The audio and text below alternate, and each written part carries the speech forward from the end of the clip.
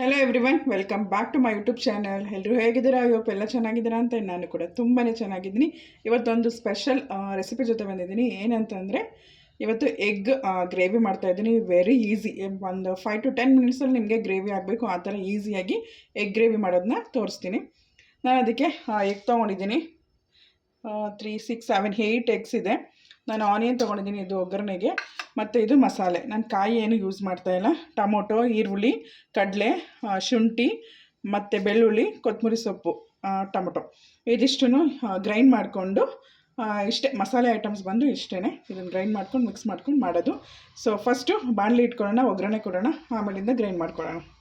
Friends, ಈಗ ನಾನು ಬಾಣಲಿ ಇಟ್ಕೊಂಡಿದ್ದೀನಿ. ಆಯಿಲ್ ಹಾಕೋತಾ ಇದ್ದೀನಿ. ಸ್ವಲ್ಪ ಜಾಸ್ತಿ ಇರಲಿ ಆಯಿಲು.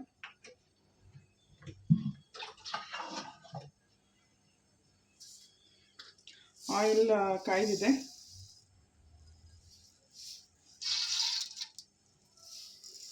ಸಾಸಿವೆ ಹಾಕೋತಾ ಇದ್ದೀನಿ.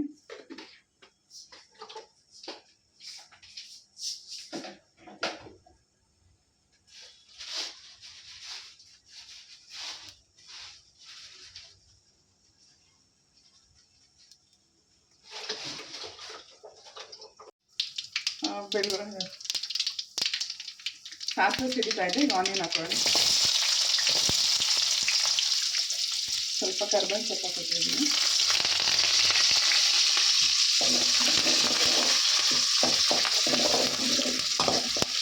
ಆನಿಯನ್ ಸ್ವಲ್ಪ ಚೆನ್ನಾಗಿ ಫ್ರೈ ಆಗಲಿ. ಆನಿಯನ್ ಫ್ರೈ ಆಗೋಷ್ಟೊತ್ತಿಗೆ ನಾನು ಮಸಾಲೆ ತೊಗೊಂಡಿದ್ನಲ್ಲ, ಇದಿಷ್ಟು ನಾನು ಇವಾಗ ಗ್ರೈಂಡ್ ಮಾಡ್ಕೊಂಡು ಬರ್ತೀನಿ. ಈಗ ಗ್ರೈಂಡ್ ಮಾಡ್ಕೊಂಡಿದ್ದೀನಿ. ಖಾರ ಬೇಕಲ್ವಾ, ಅದಕ್ಕೋಸ್ಕರ ನಾನು ಚಿಲ್ಲಿ ಪೌಡರ್ ಮಿಕ್ಸ್ ಮಾಡ್ಕೊತೀನಿ. ಇದು ನಾನು ಸ್ವಲ್ಪ ಸ್ಪೈಸಿ ಇರೋದು, ಇದು ಚಿಲ್ಲಿ ಪೌಡರು. ಮತ್ತು ನಾನು ಸ್ವಲ್ಪ ಕಲರ್ಗೋಸ್ಕರ ನಾನು ಕಾಶ್ಮೀರ್ ಚಿಲ್ಲಿ ಪೌಡರ್ ಯೂಸ್ ಮಾಡ್ತಾಯಿದ್ದೀನಿ.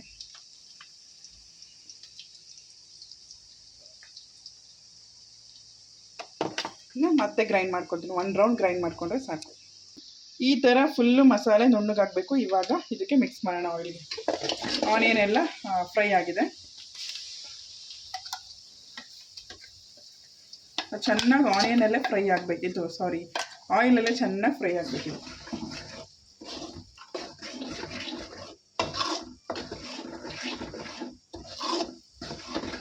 ಚೆನ್ನಾಗಿ ಮಿಕ್ಸ್ ಮಾಡೋಣ. ಸಖತ್ತಾಗಿರುತ್ತೆ. ಎಗ್ ಹಾಕ್ಕೊಂಡ್ರೆ ನೀವು ಚಪಾತಿ ಆಗಿರ್ಬೋದು, ವೈಟ್ ರೈಸ್ಗೆ ತುಂಬಾ ಚೆನ್ನಾಗಿರುತ್ತೆ. ಚಪಾತಿ, ದೋಸೆ ಅದಕ್ಕೆಲ್ಲ ಸಖತ್ತಾಗಿರುತ್ತೆ. ಒಂದ್ಸಲ ಟ್ರೈ ಮಾಡಿ, ನಿಮಗೂ ಇಷ್ಟ ಆಗುತ್ತೆ.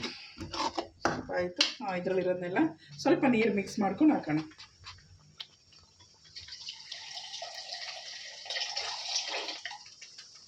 ನಿಮಗೆ ಕನ್ಸಿಸ್ಟೆನ್ಸಿ ನೋಡ್ಕೊಳ್ಳಿ. ತುಂಬ ಗಟ್ಟಿಗೆ ಬೇಕು ಅಂದರೆ ಅಷ್ಟೇ ಇರಲಿ. ಸ್ವಲ್ಪ ಸಾಂಬಾರು ರೀತಿ ಬೇಕು ಅಂದರೆ ಸ್ವಲ್ಪ ನೀರು ಹಾಕೊಳ್ಳಿ.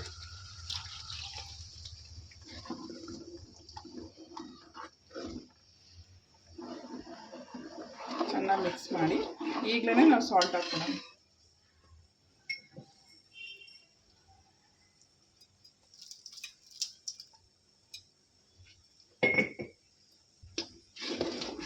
ಅದು ಸ್ವಲ್ಪ ಚೆನ್ನಾಗಿ ಫ್ರೈ ಆಗಿ ಆಯಿಲ್ ಎಲ್ಲ ಬಿಟ್ಕೊಬೇಕು. ಆಯಿಲ್ ಬಿಡೋ ತನಕನೂ ಸ್ವಲ್ಪ ಚೆನ್ನಾಗಿ ಕುದೀಲಿ. ಇದು ಕುದಿ ಆದಮೇಲೆ ನಾವು ಮೊಟ್ಟೆ ಹಾಕಬೇಕು.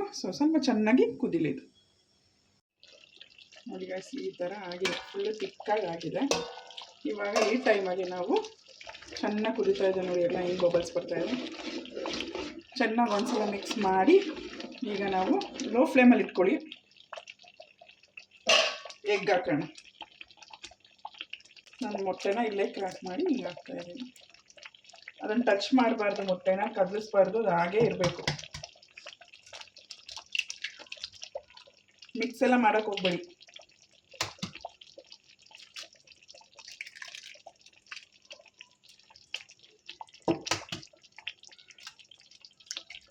ಸ್ವಲ್ಪ ದೂರ ಈ ಥರ ಹಾಕ್ಕೊಳ್ಳಿ.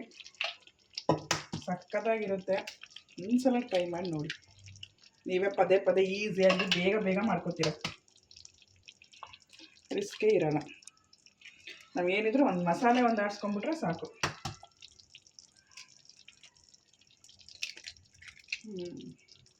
ಈಗ ಇದನ್ನು ಲೋ ಫ್ಲೇಮಲ್ಲಿಟ್ಟು ಮುಚ್ಚಿಬಿಡಿ. ಈಗ ಲೋ ಫ್ಲೇಮಲ್ಲಿ ಇಟ್ಬಿಟ್ಟು ಇದನ್ನು ಕ್ಲೋಸ್ ಮಾಡೋಣ. ನೀವು ಮಿಕ್ಸ್ ಮಾಡೋಕ್ಕಂತೂ ಹೋಗಲೇಬೇಡಿ. ಮಿಕ್ಸ್ ಮಾಡಿದ್ರೆ ಎಲ್ಲ ಒಡೆದೋಗ್ಬಿಡುತ್ತೆ, ಸಾಂಬಾರು ಅಷ್ಟು ನೀಟಾಗಿ ಬರೋಲ್ಲ. ಸೊ ಹಿಂಗೇ ಮುಚ್ಬಿಡೋಣ. ಒಂದು 3 to 5 ಮಿನಿಟ್ಸ್ ಸಾಕು. ನೆಕ್ಸ್ಟ್ ಅದನ್ನು ನಾವು ಫ್ಲಿಪ್ ಮಾಡಬೇಕು. ನೋಡಿ ಈ ಥರ ಆಗಿದೆ. ಇದನ್ನು ನಾವು ಫ್ಲಿಪ್ ಮಾಡಬೇಕು ಸ್ಲೋ ಆಗಿ. ಈ ಥರ ಎತ್ತಿ ಈ ಥರ ಫ್ಲಿಪ್ ಮಾಡಿ. ಜಾಸ್ತಿ ಮಿಕ್ಸ್ ಮಾಡೋಕ್ಕೆ ಹೋಗ್ಬಿಡಿ, ಜಸ್ಟ್ ಫ್ಲಿಪ್ ಮಾಡಿ ಸಾಕು.